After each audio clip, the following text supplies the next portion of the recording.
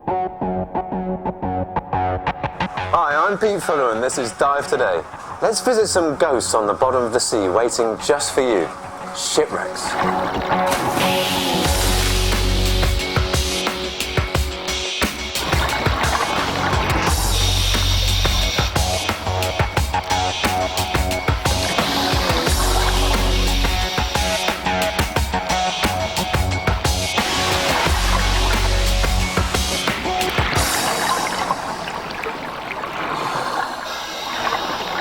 For years, the state of Florida has conducted the world's most aggressive artificial reef system. That's why you'll be literally sport for choice from the hundreds of wrecks that you can dive here, just waiting for you like bathing beauties in the warm waters of the massive Gulf Stream. Sounds great.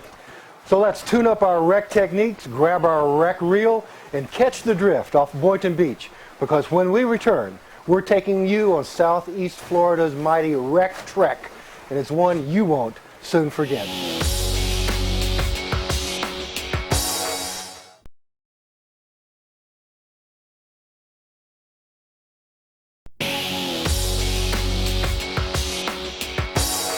Wrecks, whether here in the warm, clear waters of the tropical Atlantic or in the deep freeze of the Great Lakes, do present some hazards to recreational divers, but they're hazards you can handle simply if you know what they are and what to do. Abrasions, for example, can be handled by good buoyancy control to keep yourself off that wreck, and also by covering yourself from head to toe, especially your hands, right, Pete? Yeah, right. I was such a complete muppet, and I forgot my gloves on one dive and paid the price for it instantly. I touched that wreck and sure enough cut my hands up good and proper. A silt-out is also a possibility on a wreck. Usually it's caused by you using your big flutter kick that you're used to using on a coral reef. On a wreck, we recommend that you use a smaller kick, a modified frog kick, for example. But when a silt-out does happen, the number one thing to do is freeze. It's your movement that has caused the silt in the first place, and it can only make things worse if you continue to move. In an open water situation, add a little bit of air to your BC. That'll usually make you rise up above the pea soup that you've just stirred up. But keep an eye on that depth gauge because you don't want to initiate an uncontrolled ascent. In a confined or overhead situation, do not ascend. You're going to rise up and bang your head, stir up even more silt from the ceiling that you've just created. So push yourself away very slowly from whatever you've bumped into. Look for that line that you've laid into that confined space and follow that line out of the wreck nice and slow. Yeah, absolutely. That's the key, Pete. Nice and slow, everything underwater, especially in a silt out. If you can simply stay calm, you can employ these techniques. You can't employ them if you're panicking. So tell yourself, I know what to do. I'm in control. Follow things. 1, 2, 3. Stay calm, and you'll come right out of there. It's hard to stay calm as you begin your descent to the mystery, grandeur, and thrill of wreck diving. The hulk begins to appear out of the gloom, ghostly, like an apparition. But this apparition engulfs divers, making us look like the puny humans we are, scurrying about like little toy divers. A wreck is an underwater museum of maritime history inside. But when you go inside, make sure you always take with you a little thing called a wreck reel. This little thing can save your life, especially as you go deeper into the wreck, entering into overhead environments, into rooms that have been closed off for years, except to divers with the right equipment and the right attitude and the right desire to go see what's inside these rusting hulks. But don't forget the outside, where you might find the museum's curator, a museum guide, if you will. He could be a massive 300-pound Jewfish who leads you through a school of barracuda, his friends. Maybe your museum guide will take you inside the cargo hold, introduce you to the long, sleek lines of metal as you swim along. Maybe your museum guide will take you upstairs to the wreck's superstructure, that part of a wreck which lies above its deck. There you might see barracuda hanging in the liquid breeze called current, letting the water flow over their gills to ease their respiration. And high above, there may be an exhaust fan, once spinning furiously to expel dangerous fumes and now a home to a new crew. And all too soon, it'll be time to return to a world you had forgotten existed while you were held in the deep mystery of shipwrecks. Ah, topside entanglements. That's a different show, Pete. I think so. But the rule is the same underwater. Be cool. Your movement has caused the problem in the first place, so you've got to stop all movement, especially your kicking. Don't even twist your body to try to find the entanglement. Instead, reach for it blindly while remaining still and release it yourself. If your buddy's around, that would be a good thing, eh? He or she can come over and release it for you. If you need to remove a piece of equipment to release yourself, no problem. Slip that fin off, release your entanglement, put it back on, and you're gone. Yeah, and if worst comes to worst, it's definitely time to cut yourself free. Get that cutting tool out, find the piece of line that's going to lead you to safety, and cut that line and cut yourself free from whatever entanglement you're in. Hold that line and pull yourself out to safety. But entanglement was not a problem for us on our first Florida Gold Coast wreck dive, the 258-foot Castor, a Dutch freighter sunk at an artificial reef in December 2001. You can tell she's a new wreck by the glass over her wheelhouse instrument panel that lets you still read her gauges. Great barracuda will be one of the first residents on any new wreck in this area. These harmless, curious fish love the currents and rich marine life off Florida's east coast. Instead of strolling the catwalk around the bridge, we swam it, as we followed the barracuda over the bow and down to the propeller of a wreck that sits absolutely upright in the sand, and has also recently become home to Florida's signature fish, the Goliath grouper, or jewfish as it was known in less politically sensitive times.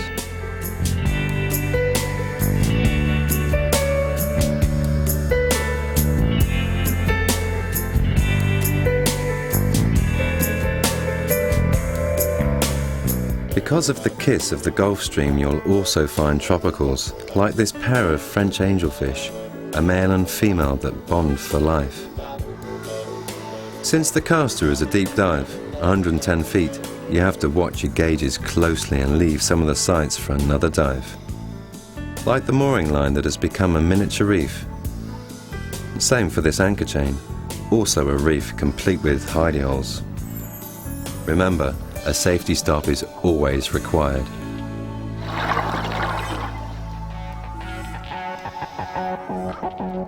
When we come back, let's go down on Southeast Florida's most popular dive.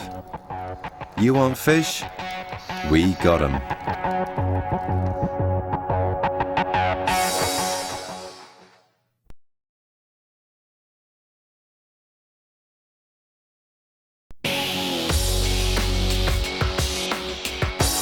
Men can be a bit stupid about knives sometimes. It's one of those subjects like guns and fast cars that gets that testosterone flowing, and we all know what effect that can have sometimes. Remember, a dive knife is a tool for cutting stuff, not an anti-terrorist weapon. That's why we recommend that when you go to pick out your dive knife that you have some really specific criteria in mind. Let's go over them briefly. One, we recommend a medium length blade. By medium length blade, we mean one that's still small enough that it will allow you to mount it wherever you want to, and yet large enough to do what you need it to do underwater. Those tiny little BC knives that you see and that look so cute when they're on your little BC flap there, make sure you can get your big old hand around them with gloves on. Now make sure the knife has got a plain edge for chopping small lines, perhaps so the line doesn't get caught in the serrated edge, but on the other side it should have a serrated edge, preferably running the full length of the blade so you can get a good sawing motion going and chopping those larger lines. Exactly. While you're looking at that blade, make sure that you see a line cutting notch. That little notch there allows you to slip it into some monofilament and boom, with one snap it's gone and you're free. Now it should have a blunt tip too. I mean, sharp tips are for stabbing people, and also for yourself if you're not careful. If you buy a knife with a sharp tip, it might be a good idea to grind it down a little bit, just to make sure you don't stab your BC or yourself. That's right. You puncture your BC, it's not going to work very well. We also recommend that you have an effective guard. A guard is that place between the sharp knife and the handle, and it should be large enough to protect your finger and your thumb, and that's one of the problems I've got with this knife, Pete. I don't think that guard is very effective. No, I don't think so either, actually. You should have a full-size handle, too. Knife may be slippery and your hand may be cold and stiff, you know, so you need to be able to get 4 fingers around that knife. Remember, sometimes you'll be wearing gloves, too. Absolutely. A final word on mounting. The knife should be accessible with either hand, no matter where it is. Both hands should be able to take it out, and it should have that intelligent sheath that allows you to take it out with one hand and put it back in with one hand in a secure fashion. Originally named the MV Bex and sunk in 1996, this 167-foot-long Dutch freighter was renamed the Captain Tony in memory of a local dive charter captain, Tony Townsend. Today there's much to see on this wreck, including a magnificent colony of bluebell tunicates, a common marine invertebrate with double siphons for a mouth, one to draw in water, the other to expel it. The Captain Tony offers numerous opportunities to penetrate. Be sure to bring your rec reel if you plan penetration diving beyond available light. Although she's only been down for 6 years, the wreck is covered with growth and sports an unhealthy layer of silt in its compartments. Penetration diving is one of the most demanding forms of technical diving because of the possibility of silt-outs, disorientation once inside, and the huge amount of metal hanging all about, ready to nab the unsuspecting and untrained diver. For limited penetration diving, which is always staying in available light, the Tony offers some light and airy compartments that give the feel of being inside one of these hulks. The ship's tall antenna is a favourite hangout for barracuda using the current to breathe. And because the ship lies at a relatively shallow 85 feet, it's a perfect dive for Nitrox 36, so you have mucho bottom time to enjoy the sights and the shortened surface interval ready for your next dive. As if scuba diving wasn't gear-intensive enough, wreck diving requires some specialized gear that you don't usually take with you down on the coral reef. Even when you're doing the limited penetration diving that recreational divers are allowed to do, you need this specialized gear. But first, let's define limited penetration diving. It's diving where you always stay within ambient light, and even then, you're going to need this kind of specialized gear. One, a primary light. It's got to be big, it's got to shine bright. There's some dark places down there, and when they're not dark, they're usually even pretty blue. Beside the primary light, you also want a secondary light, like this mini Q, which attaches right to your mask and can be activated with one hand, and you don't have to use your hands after that. Talk about your hand-free lights. Take a look at this halogen headlamp. Not only do you get the bright advantage of that halogen bulb and gas, man, it's right there in the middle of your forehead. It looks wherever you are. We love this halogen light. You look a little funky, but you get the light you want. Finally, a rec reel. We don't want you to do any kind of penetration diving, even limited penetration diving, without a rec reel. During a silt-out, your lights are going to be no good whatsoever, and you need a line to find your way to safety. A last word, whenever you buy this gear, take it with you in the water and do a shakeout dive first. Get some training in using it. Don't make your first time down with it the first time you have to use it for real. Let's go down on the largest artificial reef in southeast Florida, the Tenneco Towers, a derelict oil rig chopped in thirds and sunk in 110 feet of water directly off Hallandale. These deeper wrecks in Miami's artificial reef program are supporting more and more jewfish, the Goliaths of the sea, a species almost entirely fished out and now making a comeback thanks to the state's protection. In fact, one operator told us they're starting to get cocky. Recently there have been reports that several 200-pounders like this one stare down, spear fishermen and prevent them from getting to the ascent line without giving up their catch. Sweet revenge of the nuclear grouper, the Labrador retriever of the sea. The two shallow sections of the tower were beat up by Hurricane Andrew in 1992, which pushed structures together, much to the delight of divers and the fish that now enjoy even more places to hide from predators, chill from the current, rest and procreate. The fish, that is. Andrew also slanted the platform, which now forms a mini wall from 60 feet down to about 80 that allows penetration if you've got good buoyancy skills and want to swim amidst profuse life. Without hulls or bulkheads, the skeletal structures of the tower allow tides and currents to flow through freely, providing constant nourishment that over 17 years has given Tenneco Towers a heavy crop of invertebrates, hydroids, sponges, shellfish and fans. And schools of fish like these grunts. All have adopted what many hail as the best fish attracting device ever deployed by the state. Tenneco Towers, considered to be South Florida's most popular wreck dive, for obvious reasons.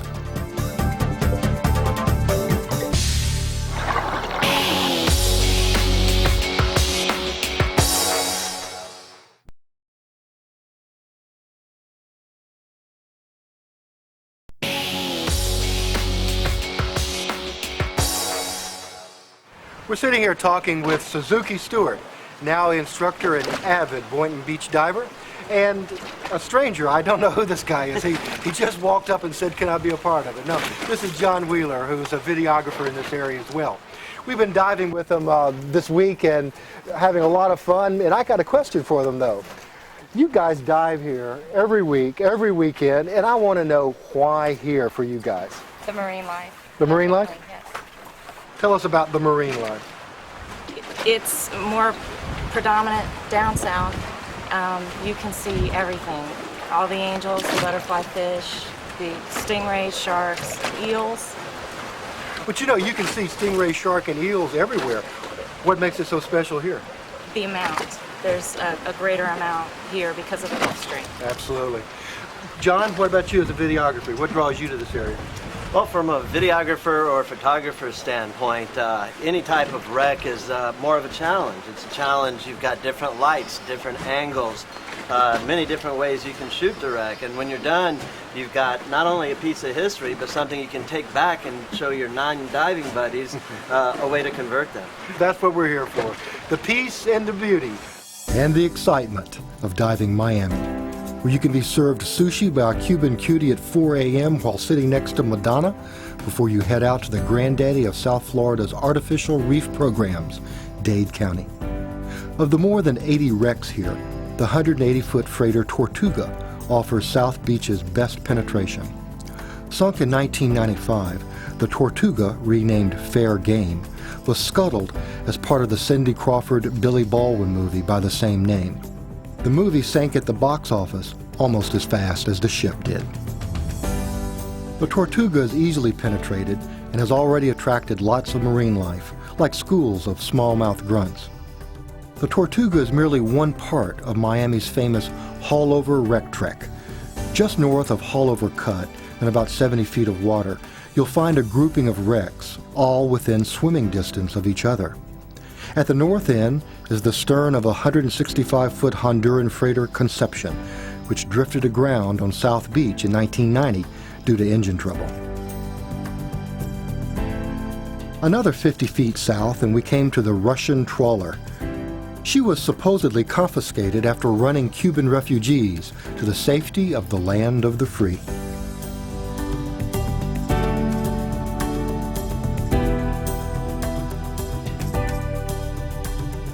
"50 more feet was the ocean-going tug C1, a 150-foot steel ship sunk in 1990.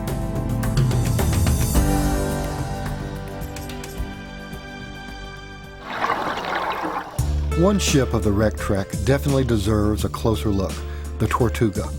Sitting totally erect on the sandy bottom as if ready to set sail at any moment, the 165-foot freighter offers living proof of the most important principle of artificial reef programs.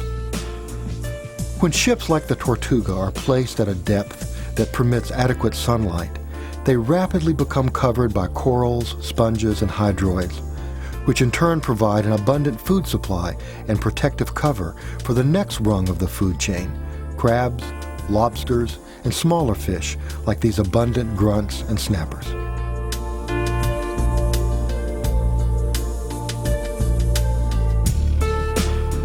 But the sinking of these artificial reefs is not just a matter of pulling a plug. They first must be cleaned and stripped of pollutants. Hatches are removed and holes cut to make the ship safe for divers. To sink a single wreck can cost hundreds of thousands of dollars, even with volunteer help.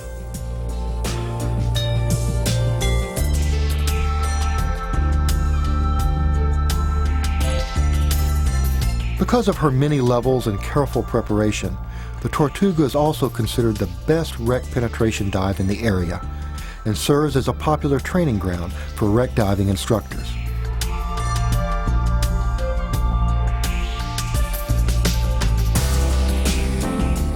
Wreck divers from all over come here to learn the demanding techniques of penetration into an overhead environment. This diving provides a fascinating journey into a ship's innards, but it's a journey that can be dangerous for the unprepared. That's why in this show we've emphasized proper gear and proper instruction for this kind of wreck diving.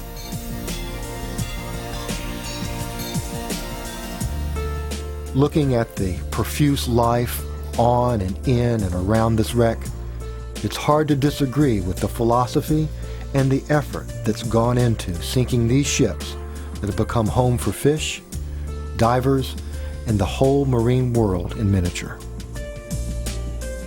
Most of all, the Tortuga is testimony to the success of Dade County's artificial reef program. At 90 wrecks and counting, this program is a model that's been studied and emulated all over the world.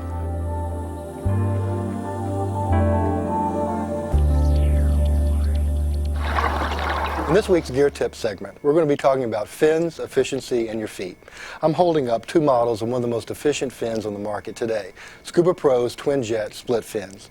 As you know from Rodale Scuba Lab past reviews, the split fin is up to 27% more efficient than the usual paddle fins. Now we've got some more news for you. Given two models of the same fin, we've discovered that the full foot fin can be quite a bit more efficient than the open heel fin. Why? We think it's because the full foot fin provides a closer connection between your foot and the fin, whereas with the open heel, your foot has a tendency to slop around a little bit more on the power stroke. What does this mean for the future? It could mean that fins eventually may have ski binding like attachments that will put your foot in closer connection to the technology and provide the greatest efficiency when using that technology.